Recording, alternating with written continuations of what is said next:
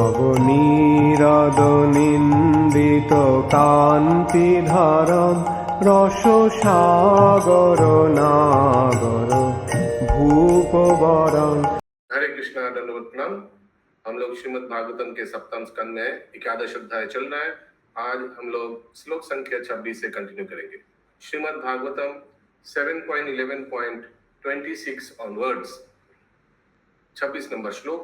सब कृपया दोहराइए, ध्यान से मन देकर भागवतम का श्रवण कीजिए। सम्मार्जनोपले पाभ्यम, सब बोलिए।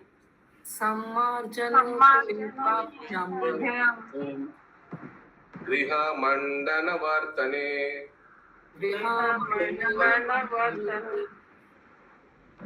स्वयं च मण्डिता नित्यम् परिनिष्ट परिच्छदा।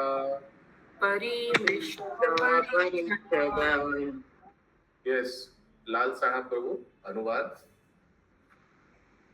प्रभु जी 26-27 एक साथ है। कामेर उच्च वचे साध्वी, कामेर उच्च वचे साध्वी, प्रश्रयेण दमेन च, प्रश्येन दमेन च, प्रश्रयेण दमेन च, प्रश्नयेन दमेन च, वाक्य सत्ये प्रिये प्रेम्णा, वाक्ये सत्ये प्रिये प्रेम्णा, काले काले भजेत पतिम्। काले यस, अनुवाद।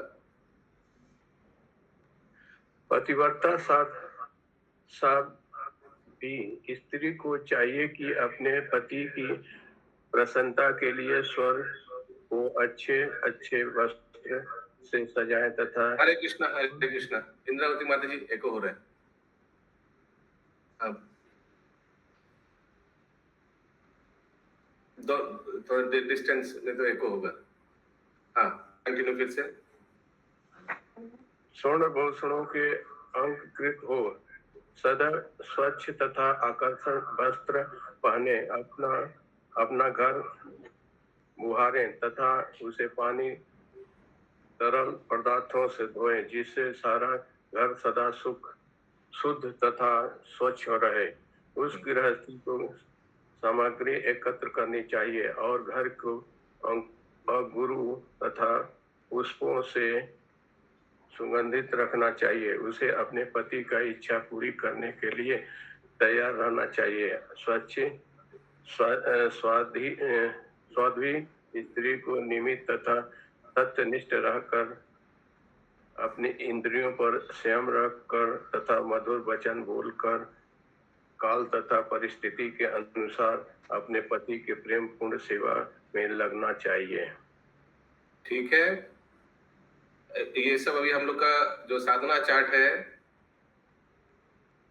उस चार्ट में ये सब नहीं आएगा। ठीक है, अगला श्लोक 28 नंबर। संतुष्टलो उपादक्ष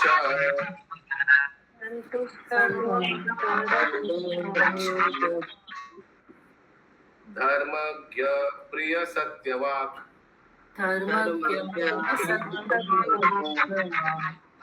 अप्रमत्त शुचि स्निग्ध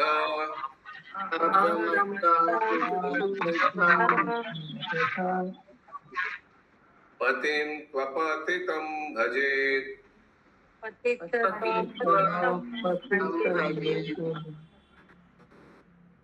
यस, निर्गुणा लिम्बरी माता जी,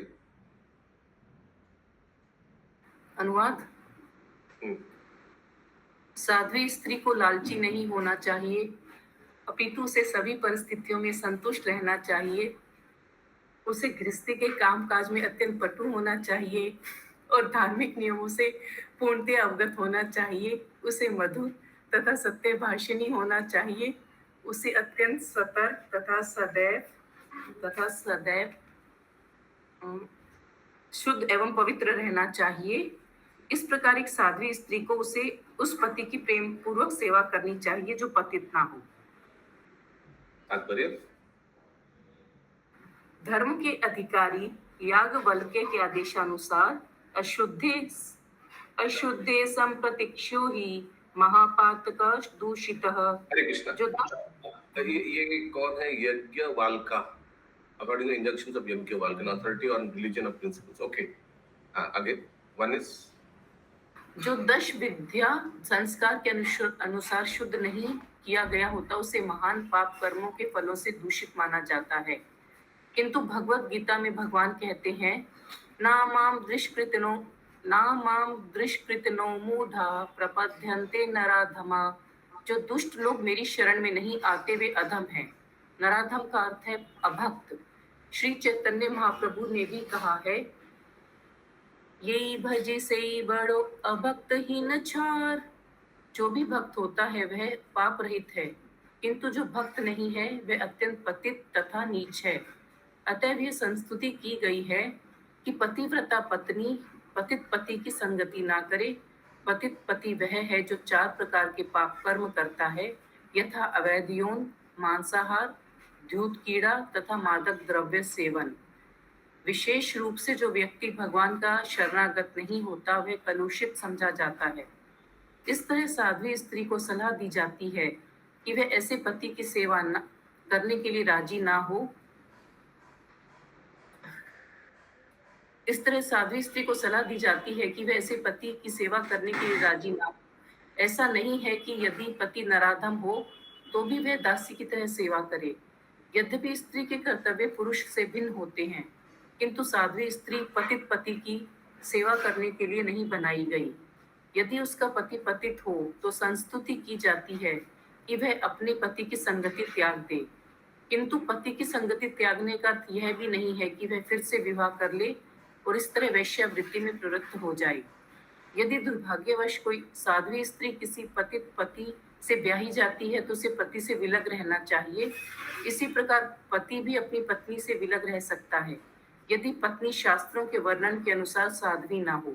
निष्कर्ष यह निकलता है कि पति को शुद्ध वैष्णव होना चाहिए और पत्नी को यहाँ वर्णित समस्त लक्षणों से युक्त साध्वी होना चाहिए, तभी दोनों सुख से रहेंगे और कृष्ण भावनामृत में आध्यात्मिक उन्नति करेंगे। हरे कृष्ण। अगला श्लोक। या पतिम हरि भावेन भजेत श्री इव तत्परा।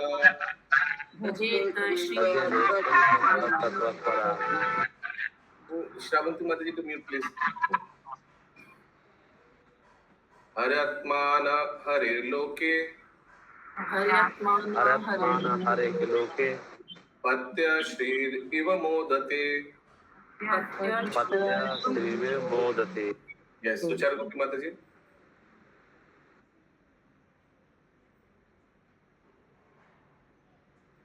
हरे कृष्णा, सभी को प्रणाम। अनुवाद। जो स्त्री लक्ष्मी जी के पद चिन्हों पर भली भांति चलकर अपने पति की सेवा में लगी रहती है, वह निश्चित रूप से अपने भक्त पति के साथ भगवत धाम वापस जाती है और वैकुंठ लोक में अत्यंत सुखपूर्वक रहती है। तात्पर्य। साध्वी स्त्री है तो लक्ष्मी जी जैसी आज्ञाकारित आदर्श है। ब्रह्म संहिता 4.29 में कहा गया है, लक्ष्मी सहस्त्र सत्सम संपन्न वैश्य सावनाभ। क्या आप ब्रह्म संहिता पढ़े हैं? तो ये क्या बोल दिया आपने श्लोक में? फिर से बोलिए स्लोली। लक्ष्मी सहस्त्र सत्सम धर्म सेव्य मानव। मानव भगवान श्री विष्णु वैकुंठ लोक में हजारों लक्ष्मियों द्वारा पूजित होते हैं और गोलोक वृंदावन में भगवान श्री कृष्ण हजारों गोपियों द्वारा पूजित होते हैं, जो सभी लक्ष्मी ही है। स्त्री को लक्ष्मी जी की ही तरह श्रद्धा पूर्वक अपने पति की सेवा करनी चाहिए। पुरुष को श्री भगवान का आदर्श दास होना चाहिए और स्त्री को लक्ष्मी की तरह आदर्श पत्नी होना चाहिए। जब पति तथा पत्नी दोनों इतने श्रद्धा युक्त तथा प्रबल होंगे कि वे साथ साथ कर्म करते हुए भगवत धाम वापस जा सके, इस संबंध में श्री मध्वाचार्य का मत है। हरि स्मिनिमा स्थित इति स्त्रीना भर्तरि भावना शिष्यानां चागुरो नित्य शूद्रानो ब्रह्मणादिषु नित्यानां स्वामिनिथा हरि भाव बुद्धिविता। स्त्री को चाहिए कि वह अपने पति को परमेश्वर की भांति माने। शिष्य को चाहिए कि वह अपने गुरु को श्री भगवान के समान माने। शूद्र को चाहिए कि ब्राह्मण को श्री भगवान के सदृश माने तथा सेवक को चाहिए कि अपने स्वामी को श्री भगवान के भांति माने। इस प्रकार सभी स्वतः भगवत भक्त हो जाएंगे। दूसरे शब्दों में इस प्रकार सोचने से वे सभी कृष्ण भावना भावित हो जाएंगे। हरे कृष्ण। ओके, अगला श्लोक 30 नंबर। वृत्ति शंकर जाति नाम संग्रह जाति तत्कुल कृत भवेत् अचौराणाम अपापानम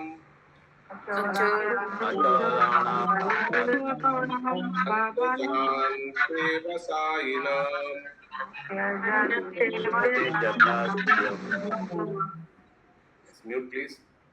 यस, और कोई पढ़िए। इंदिरावती माता जी। हरे कृष्ण। संकर जातियों में सब बहुत लोग कम आया आज, सब गया पिक्चर देखने।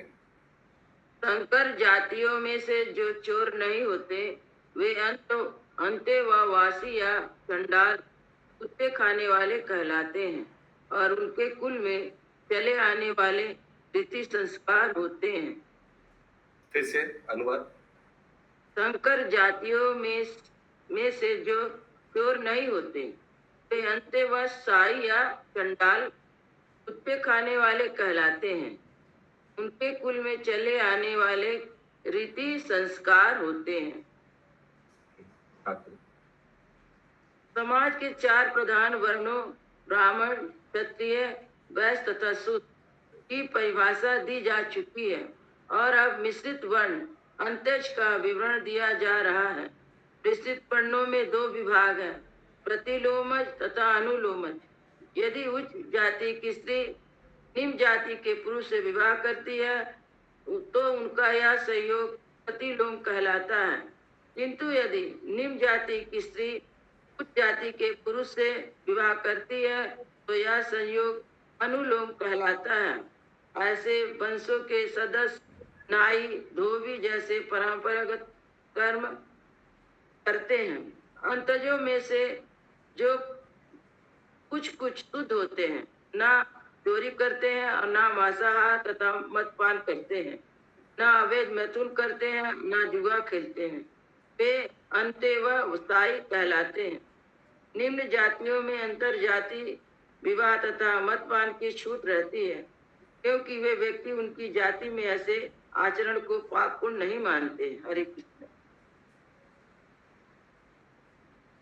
अगला श्लोक 31। प्राय स्वभाव विहितो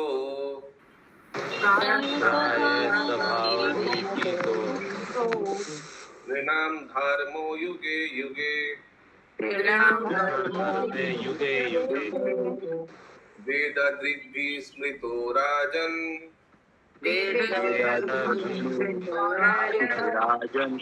प्रत्यचेह च शर्मकृत्।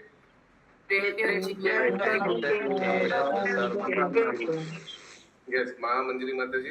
तो यहाँ पे जो ऊपर वाले श्लोक में बोला गया है कि अंतेजा, तो यानी अंतेजा जातियों को मद्यपान और ये सब चीज के लिए छूट है। हाँ, क्योंकि ये ऐसे ही लोग हैं, एकदम निम्न जाति है। ठीक।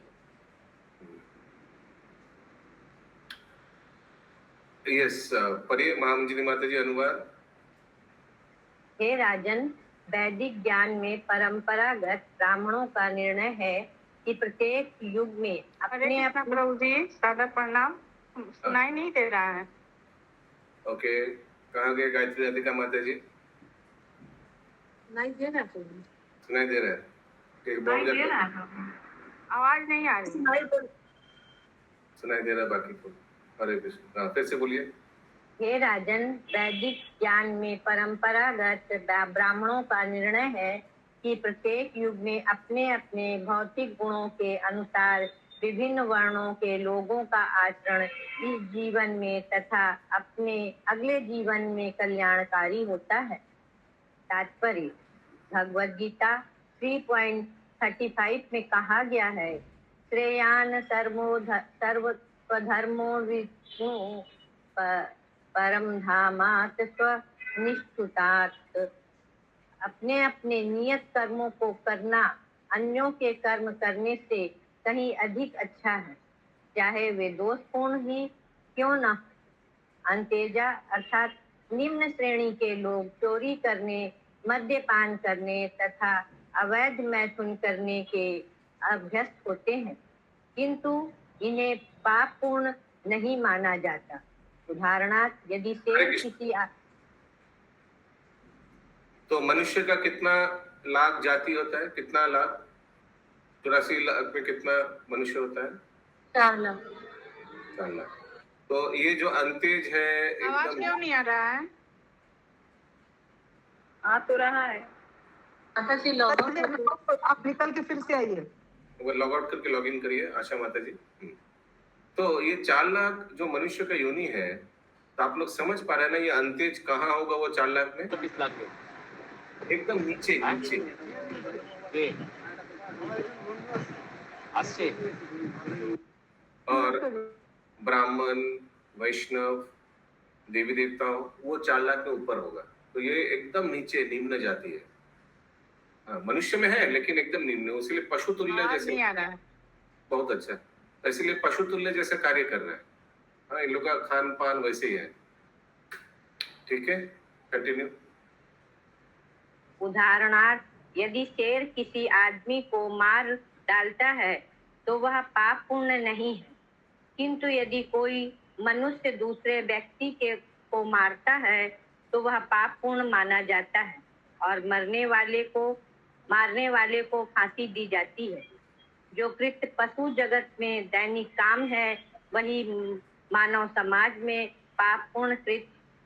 इस प्रकार समाज में उच्च तथा निम्न वर्ग के लक्षणों के अनुसार विभिन्न प्रकार के वृत्तिपरक कर्तव्य होते हैं। वैदिक ज्ञान के विशेषज्ञों के अनुसार ये कर्तव्य युग के अनुसार नियत किए जाते हैं। तो ये लाइन बताइए वैदिक ज्ञान वाले।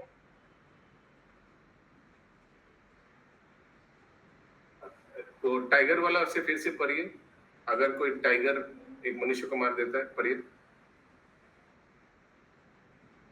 माता जी थोड़ा नीचे करिए।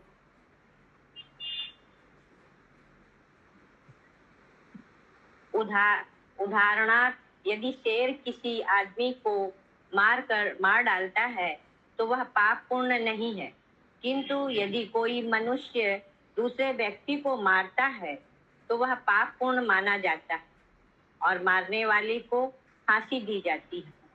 जो कृत्य पशु जगत में दैनिक काम है, वही मानव समाज में पाप पूर्ण कृत्य।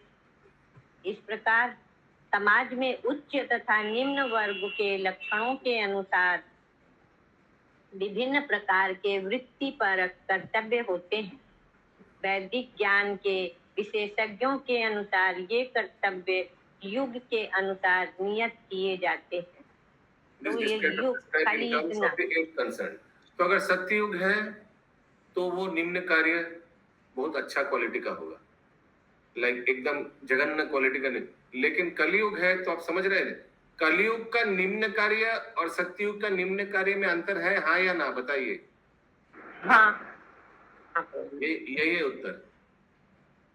तो कलयुग का जो सत्ययुग का जो निम्न कार्य होगा, शायद वो कलयुग का निम्न कार्य में नहीं गिना जाएगा।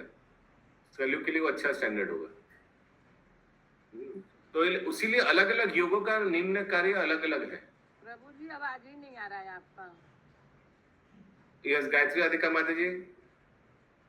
हरे कृष्ण जरा प्रभु। sound- राधिका माता जी नहीं अरे आ गए। हाँ ठीक है प्रभु जी, हम यहाँ तो अच्छा सुनाई दे रहा है। तो हांगकांग में चला गया आवाज, इलाहाबाद नहीं जा रहा है। अगला श्लोक हरे कृष्ण प्रभु जी, यहाँ भी अच्छा आ रहा है। देखिए दोनों सिस्टर्स अच्छा आ रहा है। 32 नंबर, वृत्य स्वभाव कृताया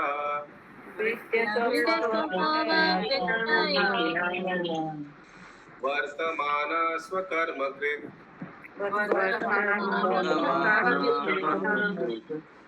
हित्वा स्वभाव जम कर्म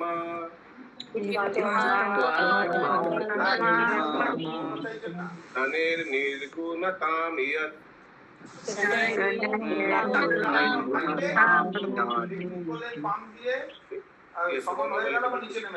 सुदामई वल्लभी माता जी,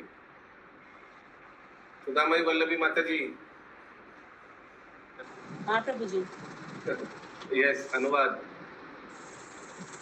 यदि कोई अपनी प्रकृति जन्य भौतिक स्थिति के अनुसार अपना वृत्ति परक कार्य करता है तथा धीरे धीरे इन कार्यों को छोड़ देता है तो उसे निष्काम अवस्था प्राप्त हो जाती है।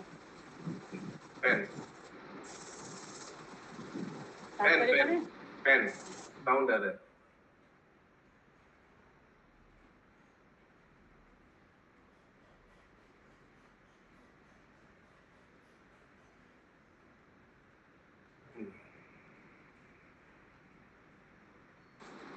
बारिश बहुत तेज है। हम्म, तात्पर्य, अनुवाद यदि कोई अपने कुल के रिवाजों तथा कर्तव्यों को फिर से अनुवाद करिए। अच्छा, यदि कोई अपनी प्रकृति जन्य भौतिक स्थिति के अनुसार अपना वृत्ति परक कार्य करता है तथा धीरे धीरे इन कार्यों को छोड़ देता है तो उसे निष्काम अवस्था प्राप्त हो जाती है।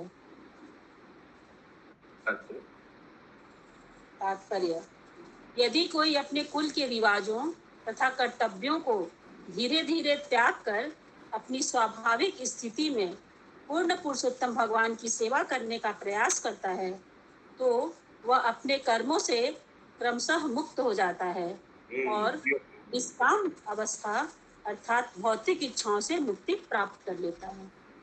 हाँ, म्यूट कर दीजिए। सर्वधर्मान परित्यज्य मामेकं शरणं। तो अपना वर्णाश्रम धर्म को भी त्याग दिया, ठीक है, और भगवान की सेवा में लग गया। 33 34 एक साथ है। उप्यमानं मुहुः क्षेत्रम, बोलिए। स्वयं निर्वीर्यताम इयत् न कल्पते पुनः सुत्यै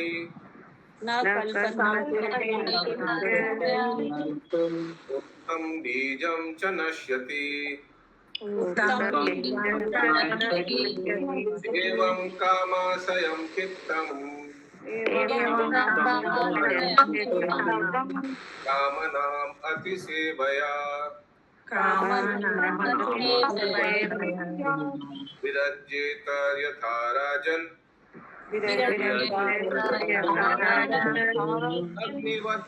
अग्निवत्तामविन्दुभिः।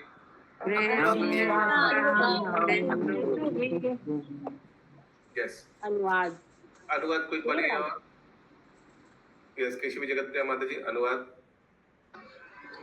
हे राजन, यदि किसी खेत को बारंबार जोता बोया जाता Sound है। is not good. अच्छा, पढ़िए। हरे कृष्णा, अभी ठीक है?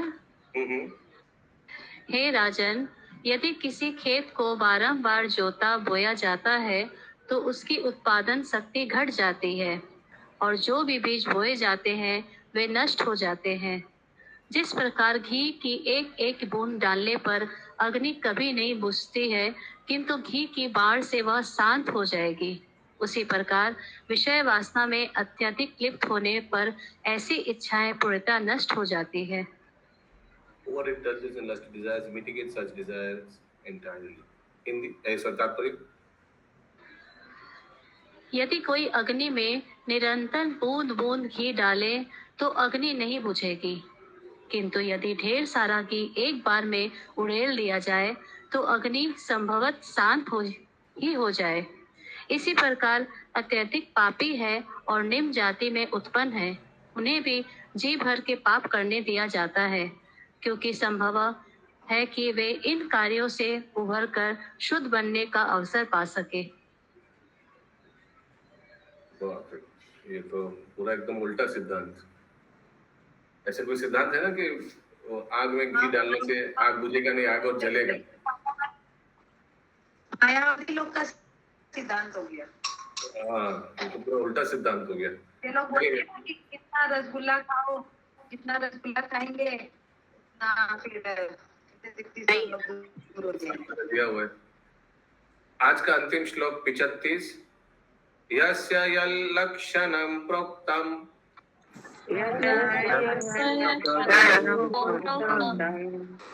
पुंसो वर्णाभिव्याजकम्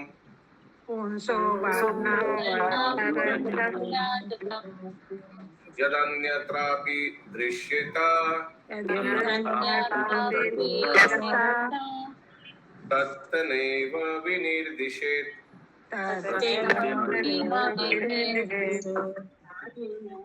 यस, और कोई पढ़िए। मैं पढ़ूं प्रभु?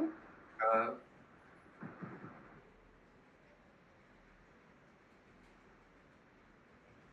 में है माता जी आप। यदि कोई उपयुक्त प्रकार से ब्राह्मण, क्षत्रिय, वैश्य या शूद्र के लक्षण प्रदर्शित करता है, तो भले ही वह भिन्न जाति का क्यों न हो, उसे वर्गीकरण के उन लक्षणों के अनुसार स्वीकार किया जाना चाहिए। रुक जाइए।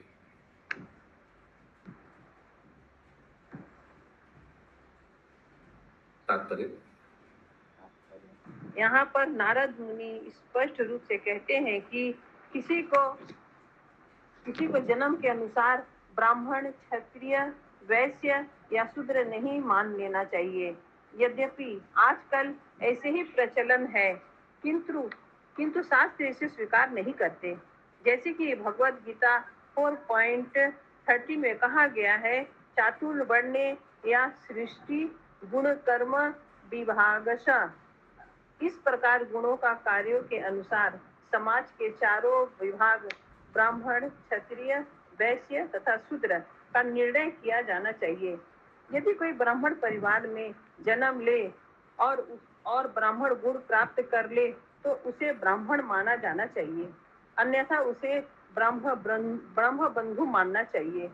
इसी प्रकार यदि कोई शूद्र ब्राह्मण के गुण अर्जित कर ले, तो भले ही वह शूद्र कुल में जन्मा हो, किंतु वह शूद्र नहीं है, क्योंकि उसे ब्राह्मण गुण विकसित कर लिए हैं। कृष्ण भावनामृत आंदोलन इस ब्राह्मण गुणों को विकसित करने के लिए चाहे कोई जिस जाति का या कुल में उत्पन्न क्यों न हो, यदि उसे ब्राह्मण के गुण विकसित हो गया हो, तो उसे ब्राह्मण मान लेना चाहिए और उसे संन्यास आश्रम प्रदान किया जा सकता है। जब तक कोई ब्राह्मण गुणों के संपन्न नहीं होता, तब तक वह संन्यास नहीं ग्रहण कर सकता। अतः किसी व्यक्ति को ब्राह्मण, क्षत्रिय, वैश्य या शूद्र की उपाधि प्रदान करने के लिए जन्म अनिवार्य लक्षण नहीं है। यह ज्ञान आवश्यक है। यहाँ पर नारद मुनि स्पष्ट कहते हैं कि यदि किसी मनुष्य के संगत गुण पाया जाए, तो उसे जन्म के अनुसार उसकी जाति मानी जाए, अन्यथा नहीं। उसे ब्राह्मण के गुण प्राप्त कर ले, चाहे वह कहीं भी जन्म ले, उसे ब्राह्मण मान लेना चाहिए। इसी प्रकार यदि किसी ने शूद्र या चंडाल के गुण विकसित कर लिए हैं, तो उसे चाहे कहीं भी जन्म हो, उसे लक्षण के अनुसार स्वीकार किया जाना चाहिए।